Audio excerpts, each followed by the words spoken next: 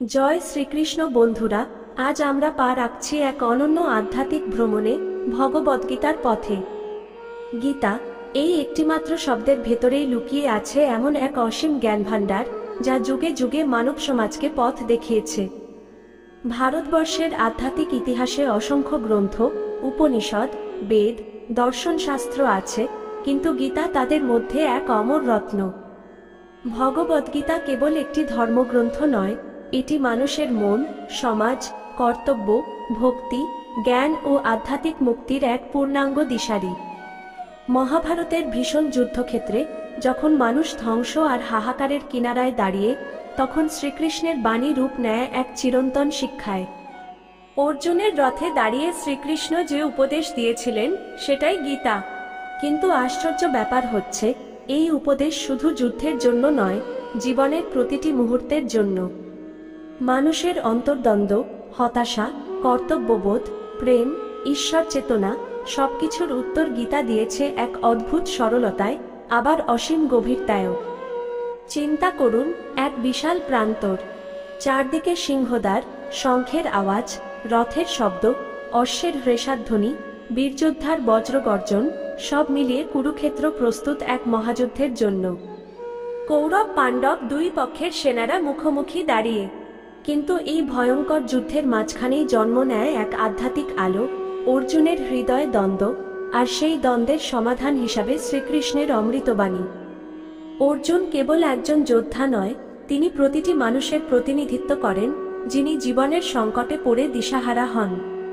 কখনো কর্তব্য আর মমতার দ্বন্দ্বে, কখনো ন্যায় অন্যায়ের টানাপোড়েনে, কখনো ভবিষ্যতের অজানা ভয় মানুষ স্থবির হয়ে যায়। অর্জুন তাই প্রতিটি মানুষের প্রতীক। আর শ্রীকৃষ্ণ, তিনি কেবল এক অবতার নন, তিনি চেতনার আলো, জ্ঞানের দিশারি, ভক্তির অবলম্বন। অনেকে ভাবেন গীতা তো প্রাচীন যুগের কথা। আজকের ব্যস্ত নগর জীবন, কর্পোরেট দুনিয়া, সম্পর্কের জটিলতা, মানসিক চাপ, এসবের সঙ্গে এর কি সম্পর্ক? কিন্তু বাস্তবতা হলো, মানুষের মন কখনো পাল্টায় না। যে দ্বন্দ্ব অর্জুনের মনে ছিল, আজও সেই দ্বন্দ্ব আমাদের প্রত্যেকের মনে আছে। সিদ্ধান্তের সময় দ্বিধা, সাফল্য পেলে অহংকার, ব্যর্থতায় হতাশা, ন্যায়বোধ আর স্বার্থের লড়াই, এগুলো যুগে যুগে একই রকম। তাই গীতা আজও আমাদের জীবনে তেমনই প্রাসঙ্গিক, যেমনটা 5000 বছর আগেও ছিল। একটি ছোট্ট উদাহরণ দিলে বিষয়টা পরিষ্কার হবে। ধরা যাক, আপনি একদিন সকালে অফিসে যাওয়ার পথে দেখলেন রাস্তার পাশে এক বৃদ্ধ মানুষ পড়ে আছেন। আপনার অফিসে যেতে দেরি হবে, কিন্তু মানুষটির সাহায্য করা কি আপনার কর্তব্য নয়? ঠিক এই দ্বন্দ্বের মধ্যেই গীতা আমাদের শিক্ষা দেয়, কর্তব্য বেছে নাও, কিন্তু ফলের প্রতি আসক্তি রেখো না। মানুষটিকে সাহায্য করো, কিন্তু মনে রেখো, এ কাজে তোমার কোনো অহংকার বা গর্বের স্থান নেই।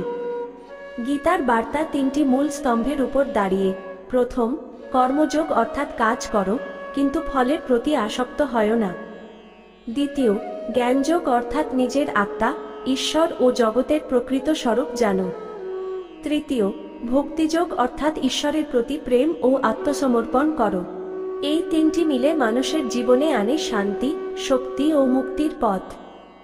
গীতা পড়লে মনে হয় এটি কেবল যুক্তির নয়, আবেগেরও গ্রন্থ। যখন শ্রীকৃষ্ণ বলেন সর্বধর্মান পরিত্যাজ্য মামিকম শরণ বর্জ, তখন কেবল দর্শন নয়, অশেষ মমতা ও আশ্বাসও বয়ে যায় সেই বাক্যে। মনে হয় যেন এক মহামায়া বলছেন, তুমি ক্লান্ত হয়েছ? এসো আমার কাছে, আমি আছি। এই আবেগই গীতাকে কেবল জ্ঞানের বই নয়, জীবনের সঙ্গী বানিয়ে দেয়। বন্ধুগণ, আজ আমরা গীতার প্রতিটি অধ্যায়কে দেখব গল্পের আকারে, জীবনের উদাহরণ দিয়ে, যেন শ্রীকৃষ্ণের বাণী আমাদের হৃদয়ে পৌঁছয়, কেবল মস্তিষ্কে নয়। এই যাত্রা শুরু হচ্ছে সেই কুরুক্ষেত্র থেকে, যেখানে ধ্বংসের প্রান্তরেও জন্ম নিয়েছিল চিরন্তন আলোর বাণী, ভগবদ্গীতা। কুরুক্ষেত্রের যুদ্ধক্ষেত্র প্রস্তুত, চারদিকে যুদ্ধের দামামা বেজে উঠেছে। কিন্তু সেই ভীষণ মুহূর্তে অর্জুনের হৃদয় কেঁপে উঠল। নিজের ভাই, গুরুজন, আত্মীয় স্বজন, যাদের বিরুদ্ধে লড়তে হবে, তাদের মুখোমুখি দাঁড়িয়ে অর্জুনের মন বিষাদে ভরে গেল। তিনি কৃষ্ণকে বললেন, মাধব, আমি যুদ্ধ করব না। আমি আমার প্রিয়জনদের হত্যা করে কি পাব? রাজ্য, সম্পদ, সুখ? না, আমি পারবো না। এখানেই শুরু হয় মানুষের অন্তর্দ্বন্দ্বের প্রতীকী রূপ। বাস্তব জীবনে আমরাও এমন দ্বিধায় পড়ি। সঠিক কাজ আর ব্যক্তিগত স্বার্থের সংঘর্ষ, কর্তব্য আর মমতার টানাপোড়েন, ন্যায় আর আবেগের লড়াই। একটা উদাহরণ দিলে বিষয়টা বোঝা সহজ হবে। একজন চিকিৎসকের কথা ভেবে দেখুন, অপারেশনের টেবিলে তার নিজের প্রিয়জন। অপারেশন করলে হয়তো প্রাণ বাঁচবে, না করলে মৃত্যু। কিন্তু হাত কাঁপছে, মন বলছে আমি কি পারবো? এ দ্বন্দ্বই অর্জুনের দ্বন্দ্ব। শ্রীমদ্ভাগবত গীতার প্রথম অধ্যায়ের শিক্ষা হলো অন্তরের বিষাদী জীবনের শিক্ষার সূচনা। যখন মন অস্থির হয় তখনই আসে জ্ঞানের আলো। অর্জুনের বিষাদের জবাবে কৃষ্ণ প্রথম যে উপদেশ দিলেন সেটি গীতার হৃদয়। কৃষ্ণ বললেন, অর্জুন, তুমি যার জন্য কাঁদছ তারা অমর আত্মা। দেহ মরে, আত্মা কখনো মরে না। যেমন মানুষ পুরনো কাপড় ছেড়ে নতুন কাপড় পরে, তেমনি আত্মা এক দেহ ছেড়ে আরেক দেহ গ্রহণ করে। এখানেই কৃষ্ণ শেখালেন কর্মযোগের সূত্র। কাজ করো, কিন্তু ফলের প্রতি আসক্ত হয় না। সাফল্যে অহংকার নয়, ব্যর্থতায় হতাশা নয়। ধরা যাক, এক ছাত্র সারা বছর পড়াশোনা করল নিষ্ঠার সঙ্গে। পরীক্ষায় যদি ভালো ফল হয় খুশি হবে, না হলে পরের বার চেষ্টা করবে। কিন্তু তার পড়ার প্রক্রিয়াটা কি বৃথা?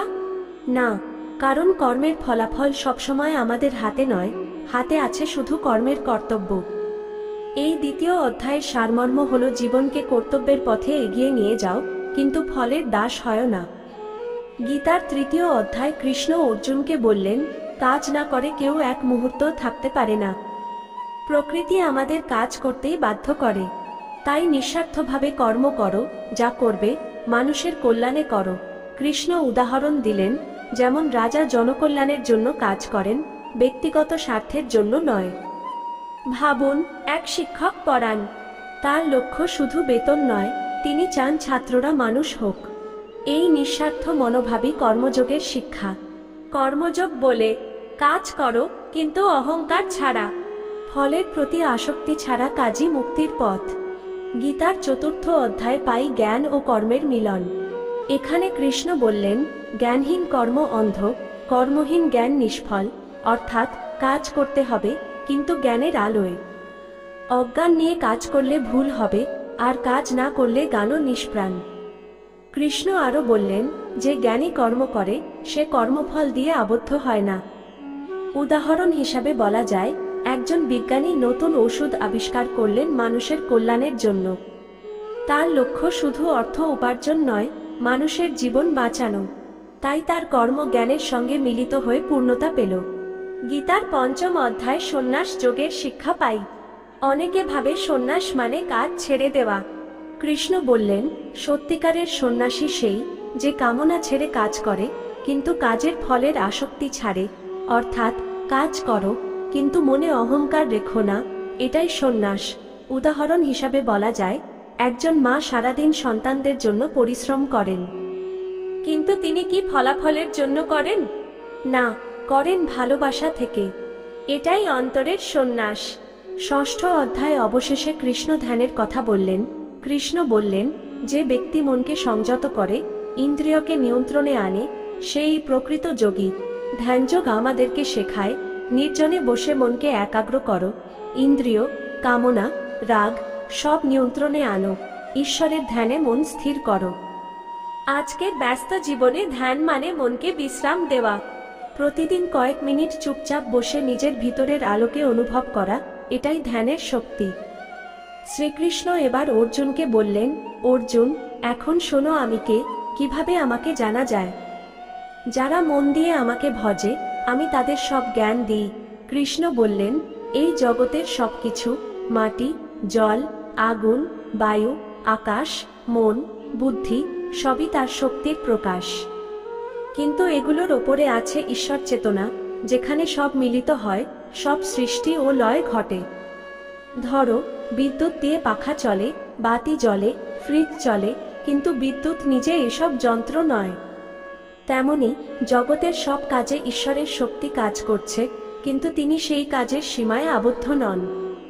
এখানে কৃষ্ণ শেখালেন, ঈশ্বরকে জানতে হলে জ্ঞান আর বিজ্ঞান দুটোই চাই। শুধু বই পড়ে নয়, জীবনের অভিজ্ঞতায় ঈশ্বরকে অনুভব করতে হয়। অর্জুন প্রশ্ন করলেন, মৃত্যুর পরে মানুষের কি হয়? কৃষ্ণ বললেন, যারা মৃত্যুকালে আমাকে স্মরণ করে তারা আমাকে পায়। দেহ মরে কিন্তু আত্মা অমর। যে যেভাবে চিন্তা করে দেহ ছাড়ে, তার পরের যাত্রা তেমনই হয়। এখানে কৃষ্ণ শেখালেন মৃত্যুভয় কাটানোর উপায় হল জীবনভর সৎকর্ম, ঈশ্বর স্মরণ আর ভক্তি মানুষকে মুক্তির পথে নিয়ে যায়। একজন সাধু সারা জীবন ঈশ্বরের নাম নিয়ে বাঁচলেন। মৃত্যুর সময় তার মনে কেবল ঈশ্বরের ভাবনা, তাই তার আত্মা শান্তির পথে গেল। নবম অধ্যায় কৃষ্ণ বলেন, আমি রাজবিদ্যা, রাজগুহ্য, সবচেয়ে গোপন কিন্তু সবচেয়ে পবিত্র জ্ঞান। আমি সবার অন্তরে আছি, সবাই আমার মধ্যে, কিন্তু আমি সবার ঊর্ধ্বে। এখানে কৃষ্ণের বাণী হয়ে ওঠে গভীর প্রেমময়।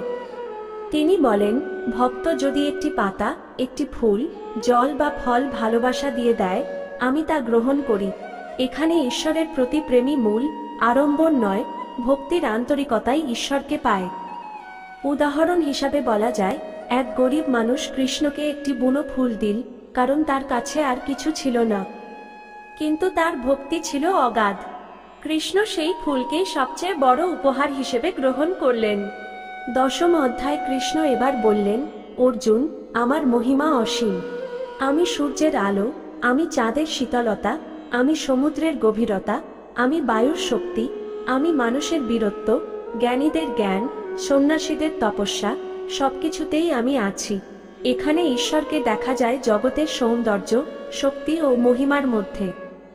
যখন তুমি পাহাড়ের মহিমা দেখো, শিশুর হাসি দেখো, বা কারো আত্মত্যাগ দেখো, সবখানেই ঈশ্বরের ঝলক আছে। একাদশতম অধ্যায় কৃষ্ণ অর্জুনকে বিশ্বরূপ দর্শন করালেন। অর্জুন কৃষ্ণকে অনুরোধ করলেন, আমি কি আপনার বিশ্বরূপ দেখতে পারি? কৃষ্ণ তাকে ঐশ্বর্য দৃষ্টি দিলেন, আর অর্জুন দেখলেন অসংখ্য রূপ, অসীম মুখ, অসীম চোখ, সূর্যের মতো দীপ্তি, জন্ম মৃত্যুর মহাজাগতিক খেলা। অর্জুন অভিভূত হয়ে বললেন, হে কৃষ্ণ, আপনার রূপ সীমাহীন, মহাজাগতিক। আমি আপনাকে প্রণাম করি বারবার। এই অধ্যায় মানুষ বুঝল, ঈশ্বর কেবল মূর্তির ভেতর নন, তিনি মহাজগতের সর্বত্র।